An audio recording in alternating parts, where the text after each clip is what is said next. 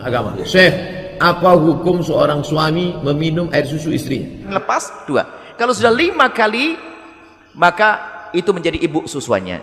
Seorang suami mungkin meminum air susu istrinya, apakah kemudian dia jadi mahram? Berespam, lalu meletakkan asinya di dalam kulkas.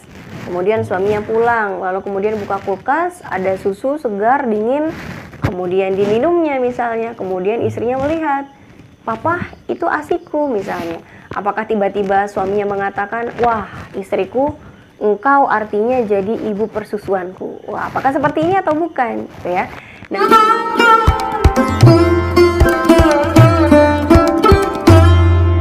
Assalamualaikum warahmatullahi wabarakatuh.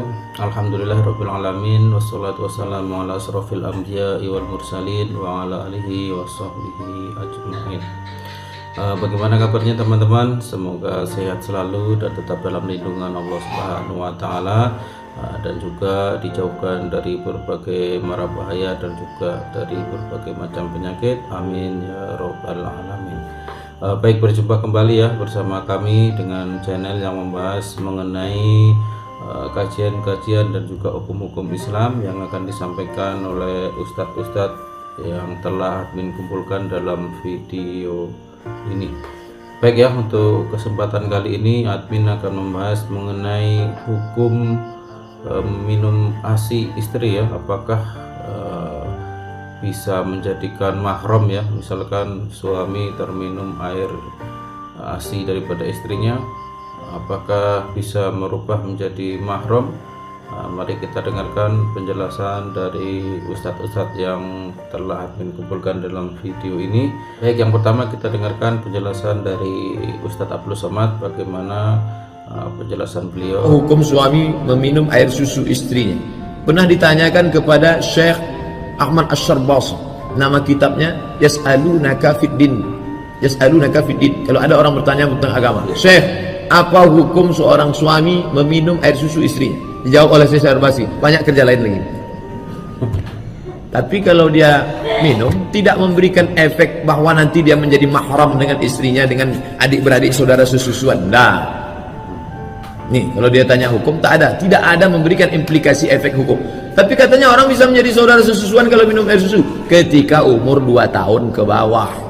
Kalau sampai 10 tahun. Itu tadi ya penjelasan dari Ustadz Abdul Somad ya mengenai hukum suami minum air susu istrinya. Sudah beliau jelaskan tadi hukumnya. Dan selanjutnya kita dengarkan penjelasan dari Buya Yahya. Bagaimana penjelasan beliau? Mari sama-sama kita dengarkan. Coba yang dibahas kita tanya apakah menjadi mahram atau tidak. Seorang bapak kalau seorang suami minum ASI istrinya adalah tidak akan menjadi mahram karena susuan. Sebab mahram susuan itu adalah mahram susuan. Sebab kalau mahram kan langsung tercerai, nggak boleh menikah lagi, batal dong nikahnya. Wah, nangis saya menyusui istri saya, nyusu kepada istri saya. Nah, ini. Jadi ibu saya dong istri saya, oh enggak. Jadi menyusui itu yang menjadikan mahram. Sebab mahram tidak boleh dinikahi adalah jika menyusuinya bayinya umur kurang dari 2 tahun. Kalau sang suaminya umur kurang 2 tahun masuk nanti. Bayi paling banyak 2 tahun, belum sampai 2 tahun 1. Syarat yang kedua adalah 5 kali susuan yang cukup. Mungkin bahasa lain memuaskan. Artinya jika seorang bayi yang di bawah 2 tahun nyusu, sukarela dia melepas, noleh sana sini balik lagi nyusu, melepas, itu 2 kali sudah. Bukan dilepas paksa. Dia sukarela melepas berarti 1. Mas nyusu lagi, sudah lepas 2. Kalau sudah 5 kali, maka itu menjadi ibu susuannya. Makanya ibu waspada. Kebaikan ibu harus diikuti dengan fikih. Misalnya ibu melihat anak tetangga nangis, kasihan, ibu kasih susu hari pertama. Minggu depan nangis lagi, ibunya ke pasar terlambat, ibu kasih susu. Kalau sampai 5 kali, itu anak susuan Anda. Tidak boleh dia menikah dengan anak Anda. 2. Saya tambah yang ketiga, itu bukan dari saya, dari kami, untuk menjelaskan tentang hukum yang lain lagi, yaitu susu diambil saat ibu hidup. biarpun diberikan saat mati. Biarpun diberikan saat mati. Iya. Artinya ini adalah untuk menjelaskan tentang susu di bank susu. Di negeri barat, negeri maju sana itu ada bank susu. Jadi seorang wanita jika punya susu lebih itu bisa dijual.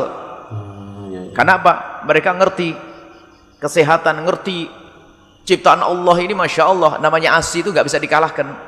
Jadi tidak ya, bapak tersebut tetap menjadi suaminya, tidak akan menjadi anak-anak susuannya. Baik, kita lihat penjelasan dari Buya Yahya sudah kita dengarkan.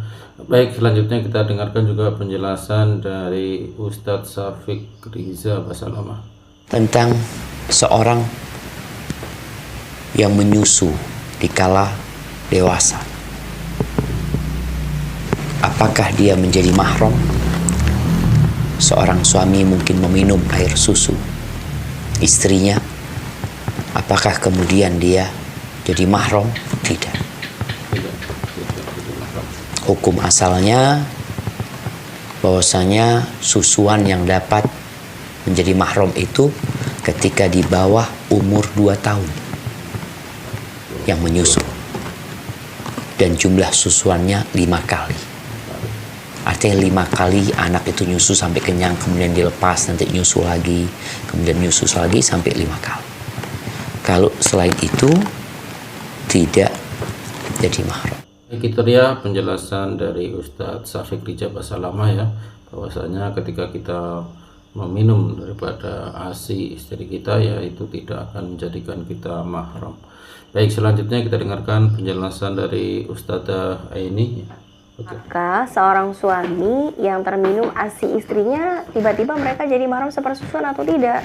Misalnya pemirsa, seorang istri memerah ASInya, berespam, lalu meletakkan ASInya di dalam kulkas.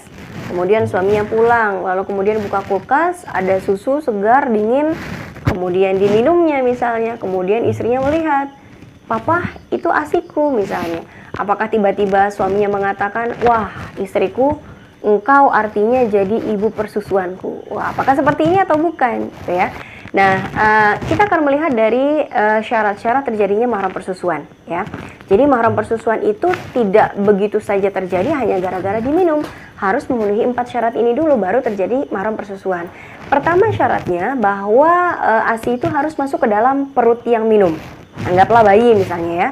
Kalau sampai si bayi ini meminum sebentar kemudian dikeluarkan lagi, atau cuma buat kumur-kumur misalnya, nah ini tidak terjadi kemahraman persusuan. Kemudian yang kedua, minum ASInya harus sampai kenyang. Nah, indikator kenyangnya bayi yang minum ASI biasanya bayinya tertidur gitu ya. Atau misalnya bayinya itu tidak mau minum ASInya lagi, dilepas begitu saja puting ibunya karena sudah sekian puluh menit dia meminum ASI ibunya. Atau indikator lain bahwa bayi itu kenyang dengan ASI ibunya, biasanya ibunya akan meletakkan di dadanya, lalu kemudian dia menepuk punggung bayinya, dan bayinya serta-merta akan bersendawa. Nah, ini tanda bahwa si bayi sudah kenyang.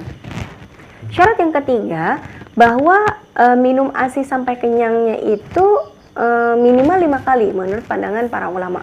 Jadi minimal harus 5 kali. Syarat yang terakhir, yang keempat adalah bahwa bayi yang disusui yang membuat kita menjadi mahram dengan dia adalah bayi yang usianya maksimal 2 tahun hijriah, bukan 32 tahun.